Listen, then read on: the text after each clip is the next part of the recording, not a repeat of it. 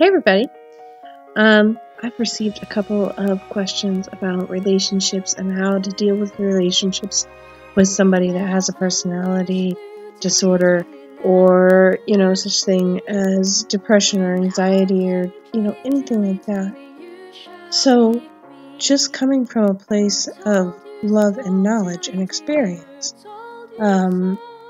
my husband and I didn't start showing severe signs of my mental disorder until the age of 25. Me and him met when I was 20. There, of course, were symptoms of anxiety and stuff like that, but I didn't have my first panic attack until I was 25, which is quite normal according to the National Medical Institute for Health. And the AP American Psychologist Association. So, how do you love somebody that has a mental disorder? You love them. You love them unconditionally. There is such thing as conditional love. If you're giving a person conditional love, then you have a problem of your own that you need to work on. Because unconditional love is something where you take that person, you lift them up, no matter how hard it is. Now, it comes down to a point where if the person's starting to bring you down, and they're not working on themselves, I have my son that has autism running around naked this morning and eating cereal out of the box. Anyway, so you need to come from a place of love. And that place of love is kind of hard sometimes, especially when the person seems, I've heard, well, she or he, it's typically she. I think women are more able to express their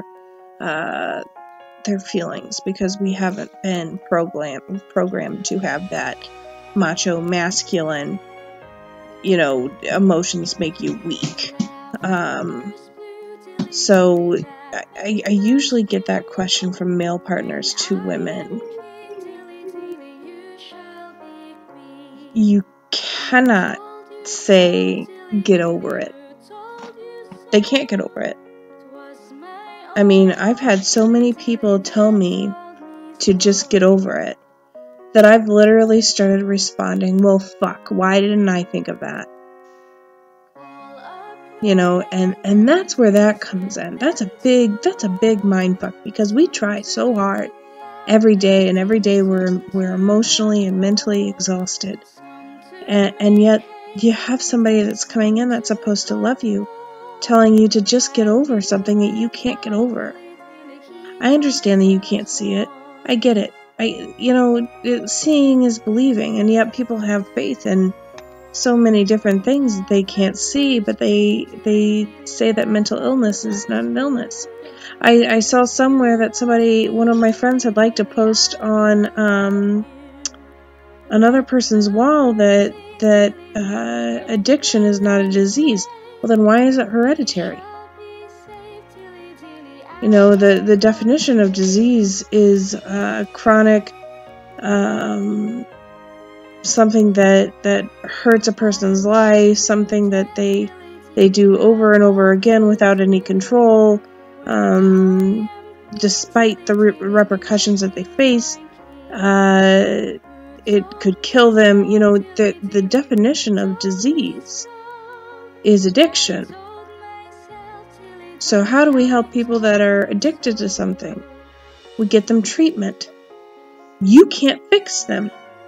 See, that's a big thing. I see a lot of men, and I'm only speaking about men right now because I've only heard men talk about this as of yet.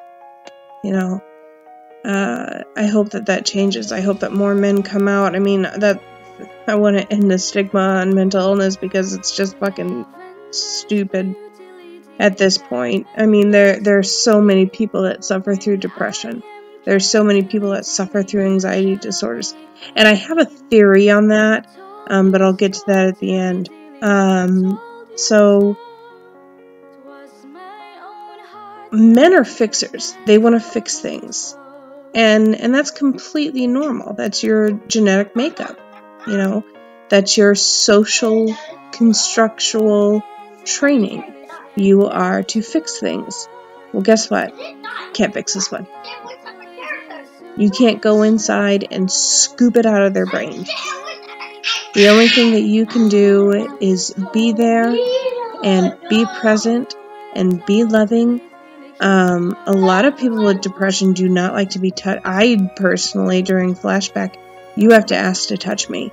And if you touch me, it can't be a soft touch. It has to be a hard touch, because soft touches hurt.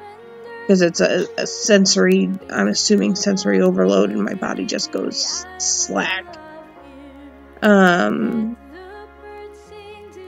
It's just been very interesting to me, and it's been a very interesting couple of weeks just because of all the questions.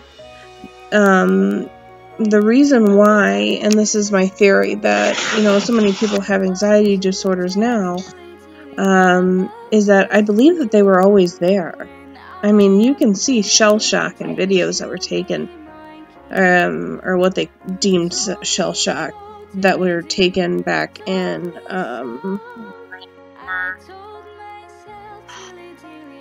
World War II, of just men shaking and smiling at the same time. Those men were having flashbacks.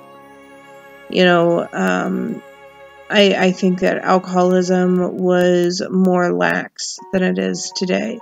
It was okay to start drinking at 10 o'clock in the morning, which led to alcoholism, which led to hereditary addictions to alcohol.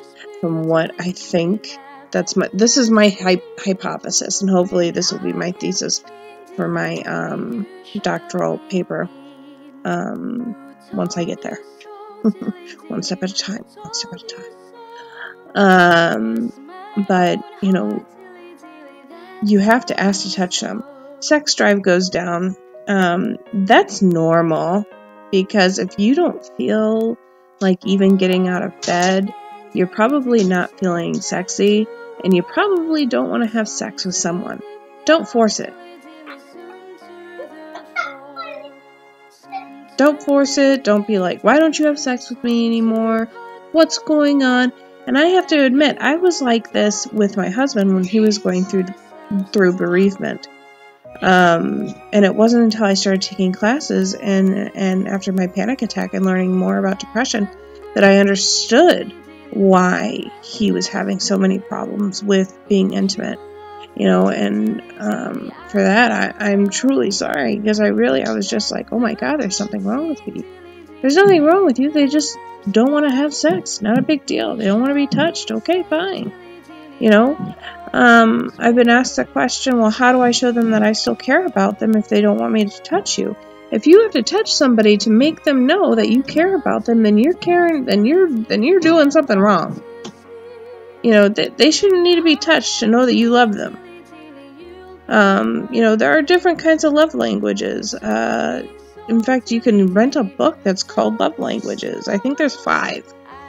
I'm not sure, but I believe that there's 5. I think it's like love, touch, communication, quality time, and different things like that.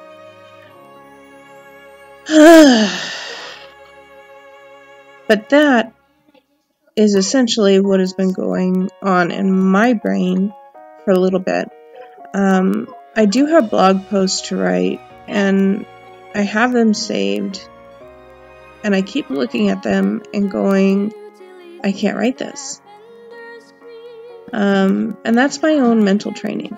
That's my mental training that I was given, that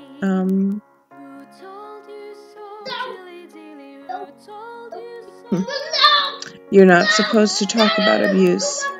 You're just supposed to accept it. And that's my own mental training of having writer's block. That, and I'm writing so much in Comp 2 that I'm like, oh my God, more writing. But I will try to put it out there. I've started writing a book. It's going to be entitled Her. It's going to go through my life journeys as a person that suffered trauma and it wasn't treated, and finally, coming to the place where I'm at now. But anyways, that's my whole thing. You can only help people with depression by being there. It's the same thing with my son that has ASD. I am neuroatypical.